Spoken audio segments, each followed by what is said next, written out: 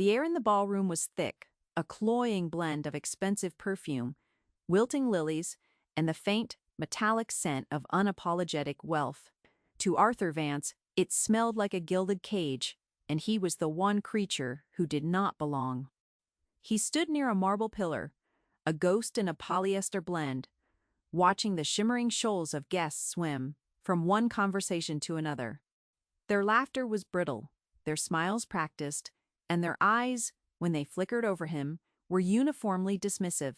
It was the jacket, he knew, an off-the-rack, charcoal gray affair he had purchased for $69 that morning. It hung on his frame with the sad resignation of a garment that knew it was out of its league. He felt a familiar twinge, a ghost of an old pain. This was the world he had built and then fled. A world where a man's worth was measured by the label on his suit and the watch on his wrist. For 10 years he had lived as a phantom within his own empire, a king disguised as a pauper, walking the halls of his own company under an assumed name. He was just Art, the quiet logistics coordinator, from the 3rd floor, the one with the sad eyes and the worn-out shoes. He had walled himself off, not with money, but with anonymity. It was a fortress of obscurity, and until today it had been impenetrable. The invitation had been a surprise, a small act of unexpected decency that had breached his defenses. Mark, a junior programmer, with a brilliant mind and a heart untainted by corporate cynicism, had left it on his desk. "I know it's short notice, Art," he had said, shuffling his feet, "but you're always nice to me. And, well, I'd like it if you came." Arthur had spent 2 days staring at the embossed cardstock. A symbol of a life, he observed, but never participated in. In the end, a flicker of something he had long thought extinguished. Curiosity, perhaps, or loneliness, had compelled him to accept. Now, he regretted it. The snickers were not subtle. A woman with diamonds dripping from her ears had leaned over to her husband and whispered something, her painted lips twisting in amusement as she glanced his way. A young man in a tailored tuxedo had openly smirked. Each glance was a small paper cut against his carefully constructed armor. They saw a charity case, a lonely coworker the groom had pitied. They saw a man who was less than them. They had no idea they were breathing his air, drinking his champagne, and standing in a venue his holding company had acquired last quarter. The irony was a bitter taste in his mouth. He thought about leaving. It would be easy. Slip out the grand doors, get into his 10-year-old sedan, and drive back to his small, quiet apartment. He could return to the safety of being invisible, of being no one. He could forget the sting of their judgment, the suffocating opulence of this room. He was just about to turn when he saw them. Mark and his new bride, Sarah. They were standing by the towering wedding cake, holding hands. Mark was looking at her with an expression of such pure, unadulterated love that it physically hurt Arthur to witness. It was a look of complete devotion, a silent promise to stand as a shield against the world. And Sarah, in that moment, needed a shield. Her smile was tight, her shoulders tense. She was beautiful in her white dress, but she looked fragile, like a porcelain doll on the verge of cracking. Arthur followed her gaze and found its target, a portly, red-faced man holding a glass of scotch. Her father, Harrison Croft, a man whose financial success was eclipsed only by his monumental arrogance. Arthur had run a background check, a force of habit from his old life. Croft was old money, and he viewed his new son-in-law as little more than ambitious dirt. The band finished a song, and a smattering of polite applause filled the room. The master of ceremonies, a man with a voice as smooth and artificial as processed cheese, stepped up to the microphone. "And now, we have a few words from the proud father of the bride, Mr. Harrison Croft." Harrison swaggered to the stage, grabbing the microphone. He scanned the crowd, his eyes oozing self-satisfaction. He did not look at his daughter. He did not look at her husband. He looked at his audience. "When my little Sarah first brought Mark home," Harrison began, his voice booming with false bonhomie, "I have to admit, I was surprised." A few of his cronies chuckled. He's a smart boy, they tell me. Works with computers. Very modern. He said the word computers as if it were a slightly embarrassing medical condition. He doesn't come from our world, as you all know, but he has ambition. He wants to provide for my daughter. He wants to climb that ladder. Harrison paused, taking a long sip of his scotch. The air grew tense. Mark's hand tightened around Sarah's. Her face was pale. And climb he will have to, Harrison continued, a cruel smile playing on his lips. Because this, he gestured around the opulent ballroom, this does not come cheap. My Sarah is used to a certain standard. I trust her new husband understands the expectations. It was not a toast, it was a threat, a public declaration of Mark's inadequacy. He was branding his new son-in-law as a pauper, a charity case who had married above his station. The humiliation in the room was a palpable thing. It settled over the bride and groom like a shroud. Mark stood straighter, his jaw tight with suppressed rage. But he said nothing. He was trying to protect his wife from her own father. Sarah's eyes glistened with unshed tears. The crowd shifted uncomfortably, their earlier amusement replaced by a voyeuristic pity. Arthur felt a familiar cold fury rise within him.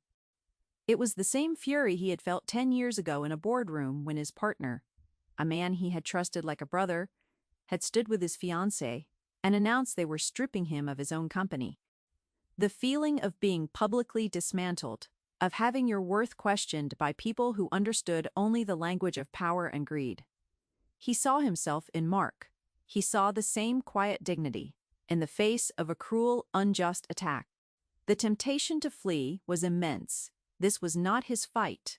He had come here as a ghost, an observer. To intervene would be to break a decade of silence, to tear down the walls he had so carefully built.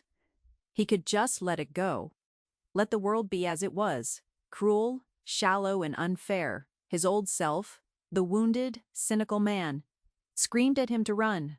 It doesn't matter. Nothing you do will change them. Save yourself. He looked at Mark and Sarah again. He saw the love struggling to hold on in the face of such casual cruelty. He saw the goodness that Mark had shown him, a simple act of kindness, an invitation that had asked for nothing in return. And then he saw a small face in the crowd. A little girl, maybe 7 years old, in a frilly pink dress. She was Sarah's niece. Earlier, she had approached him while he was standing by the pillar. She hadn't noticed his cheap jacket or his worn shoes. She had simply held up a crayon drawing of a lopsided house with a smiling sun. "This is for you," she had said, with the solemn gravity only a child can possess. That simple act of acceptance, so pure and unconditional, had been a key turning in a lock Arthur had thought, long rusted shut. He had kept the drawing, folded carefully in his pocket. He thought of that drawing now. He thought of Mark's invitation. He thought of the desperate look in Sarah's eyes.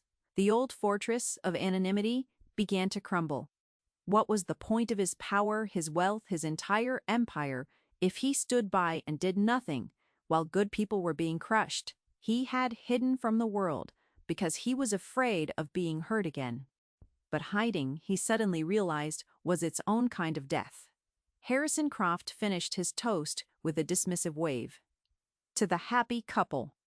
May their ambition match their affection. He walked off the stage to scattered, hesitant applause. The master of ceremonies, looking flustered, stepped back to the microphone, ready to move on. "Excuse me," a quiet voice said. Every head turned. It was Arthur. He was walking from the shadows of his pillar toward the stage. The whispers started instantly. "Who is that? The man in the cheap suit. What does he think he's doing?" Harrison Croft glared at him, his face a mask of contempt. "I believe we're done with the speeches." Arthur reached the stage and took the microphone from the stunned MC. He did not look at Harrison. He looked at the crowd, his gaze sweeping over their judgmental faces. He felt their scorn like a physical force, but for the first time in a decade, it did not make him want to retreat. It fueled him. "I'm not much for speeches," he began, his voice calm and steady. It carried a quiet authority that silenced the murmurs. And I can see you're all wondering who the man in the $6 to $9 jacket is. He let the statement hang in the air.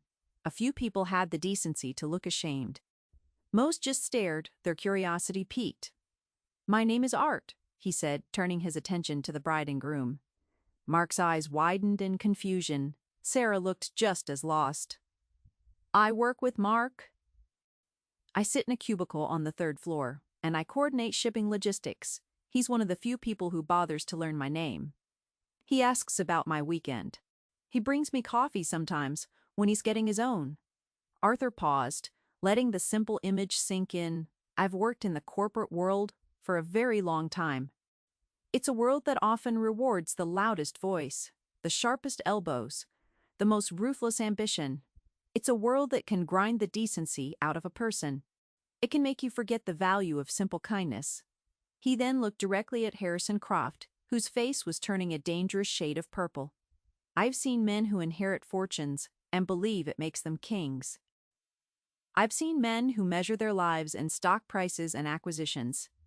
They build empires of glass and steel, but their foundations are hollow.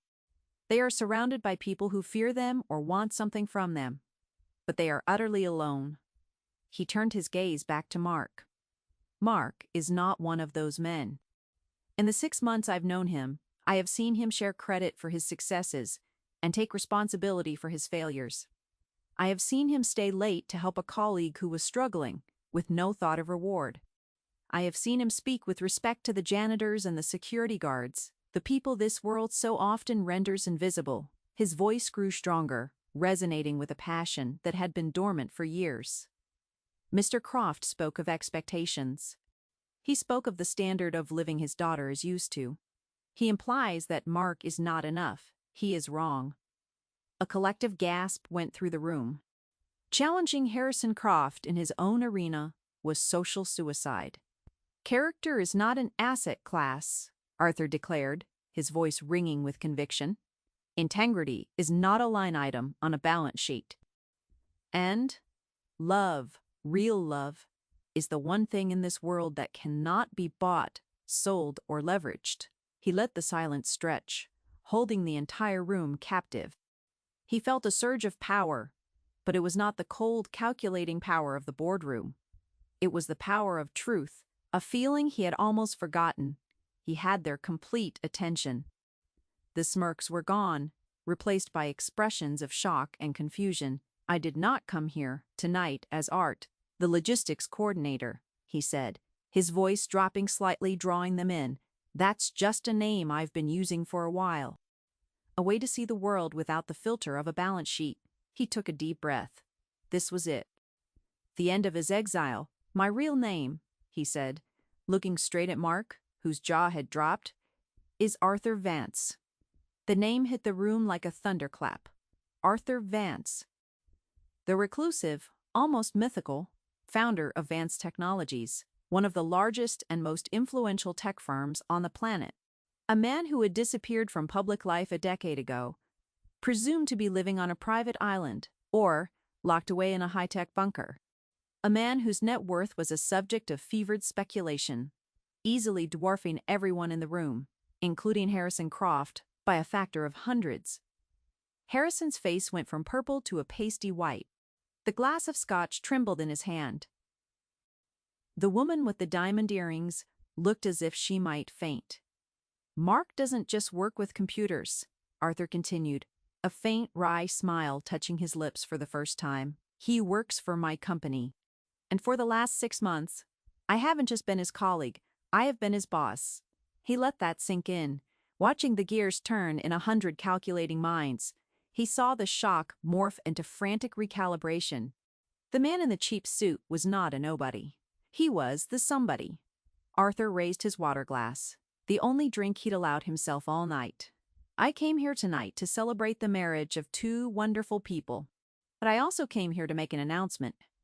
He looked at Mark, whose face was a mask of utter disbelief. "Mark, your talent and your integrity have not gone unnoticed. Effective Monday morning, I am promoting you. You will be heading the new Independent Research and Development Division. We're calling it the Vanguard Initiatives. You will have a virtually unlimited budget, your own hand-picked team, and the freedom to pursue the kind of blue-sky innovation that changes the world. The silence in the room was now absolute, a vacuum of pure shock. Sarah had both hands over her mouth, her eyes wide and overflowing with tears, but this time they were tears of joy and disbelief. The position, Arthur added, his eyes finding Harrison Crofts again, his voice laced with ice, comes with a 7-figure starting salary, a significant grant of company stock options, and of course, a housing allowance. Mark and Sarah can choose any home in any neighborhood, and the company will purchase it for them. I'm sure, he said, his smile never reaching his eyes, that will meet with your approval, Harrison. To ensure your daughter is kept in the standard to which she is accustomed, it was a perfectly executed coup de grace. He had not just offended Mark, he had elevated him. He had not just exposed Harrison's cruelty, he had rendered it impotent. He had used the very language of wealth and status that Harrison worshipped to utterly dismantle him. Arthur raised his glass high. So, I would like to propose a toast to Mark and Sarah, a couple whose wealth is not measured in dollars but in character. They are, without a doubt, the richest people in this room. May their life together be as rich and as full as they deserve. He took a sip of water. The spell was broken. The room erupted, not in polite applause, but in a chaotic wave of noise. People were on their feet, some clapping wildly, others talking in frantic, hushed tones. They were all looking at him, Arthur Vance, the ghost who had just returned to life. And they were looking at Mark, the junior programmer, who was now one of the most powerful young executives in the tech industry. Through the chaos, Arthur saw Mark and Sarah make their way toward him. Sarah threw her arms around him, sobbing with relief and gratitude. "Thank you," she whispered, her voice choked with emotion. "Thank you." Mark just stared at him, his mind clearly struggling to process the seismic shift that had just occurred. Art. "Mr. Vance, I don't understand. It's Arthur," he said gently, placing a hand on the young man's shoulder. "And you don't need to understand anything right now. Just go. Enjoy your wedding. You've earned it." He watched them return to the center of the dance floor, where they were immediately swarmed by a new wave of well-wishers, their congratulations now laced with a sycophantic fervor that was almost comical. Harrison Croft was nowhere to be seen. He had, it seemed, evaporated. Arthur felt a hand on his arm. He turned to see a woman with intelligent, kind eyes and a warm smile. She was dressed simply but elegantly, and she had watched the entire spectacle from a nearby table without a hint of the avarice or shock that had consumed the others. "That was quite a performance," she said. "My name is Clara." "I'm Sarah's sister, Arthur," he replied, shaking her hand. "I know," she said with a small laugh. "You sort of made that clear. I just wanted to say thank you. My father, he can be a difficult man. You gave my sister and her new husband a gift tonight that has nothing to do with money." "Your father was wrong," Arthur said simply. "Someone had to say it." "Yes," Clara agreed, her gaze thoughtful. "But very few people would have, especially not someone who had so much to lose by revealing himself." She looked at him, truly looked at him, and for the first time, he felt seen, not as a bank account or a cheap suit, but as a person. "It must have been lonely," she said softly. Her perception was so direct, so unnervingly accurate, that it disarmed him completely. The walls he had just torn down felt as if they were turning to dust. "It was," he admitted, the words feeling foreign on his tongue. He spent the rest of the evening talking with Clara. She was a social worker, a world away from his life of code and capital. She spoke with passion about her work, about the people she helped, about the small victories that kept her going. He found himself telling her things he hadn't spoken of in years, not about his wealth, but about his past, the betrayal that had driven him into hiding, the disillusionment that had become his constant companion. She listened without judgment, her empathy a soothing balm on a wound he had thought was permanent. When the night ended, he didn't slip away like a ghost. He walked out the front door with Clara. He felt the cool night air on his face, no longer as a fugitive from a world he hated, but as a man re-entering his own life. "So," Clara said, stopping by the valet stand, "what does a reclusive billionaire drive when he's pretending to be a logistics coordinator?" Arthur smiled. A genuine smile that reached his eyes. "You're about to find out." He gave his keys to the valet, the keys to his old reliable sedan. He saw the flicker of surprise in Clara's eyes, followed by a look of deep, appreciative understanding. In a sea of imported luxury cars, his humble vehicle was a statement. It was real. As he drove her home, he realized the fortress he had built over the last 10 years hadn't just been to keep the world out. It had been to keep himself in. The wedding, Mark's kindness, Harrison's cruelty, Sarah's tears, and Clara's perception, they had all conspired to hand him the key, and tonight he had finally found the courage to turn it. The door was open. He wasn't sure what lay on the other side, but for the first time in a very long time, he was not afraid to find out. He was no longer hiding, he was beginning. 6 months later, the scent in the air was not of lilies and perfume, but of charcoal and freshly cut grass. Laughter, real and uninhibited, drifted across the backyard of a charming suburban home. Arthur, dressed in jeans and a simple polo shirt, flipped burgers on a grill, a task he found surprisingly satisfying. The cheap jacket from the wedding was long gone, but he hadn't replaced it with a $1,000 suit. He had simply found a comfortable middle ground. He had found himself. He looked across the lawn. Mark was teaching Sarah's niece, Lily, how to throw a frisbee. His face, once tight with the stress of trying to prove himself, was now relaxed and open.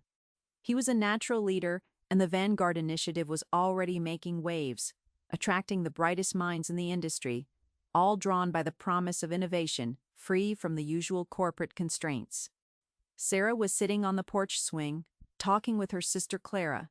She was pregnant, her hand resting on her stomach, her face glowing with a serene happiness that had been absent at her wedding. After the reception, Harrison Croft had attempted a fawning, desperate apology. Arthur had refused to take his call. He had, however, received a heartfelt, handwritten letter from Sarah's mother, apologizing for her husband's behavior and thanking him for his kindness. A fragile bridge was being built there, one that Arthur hoped would one day hold. His own life had transformed in ways he could never have predicted.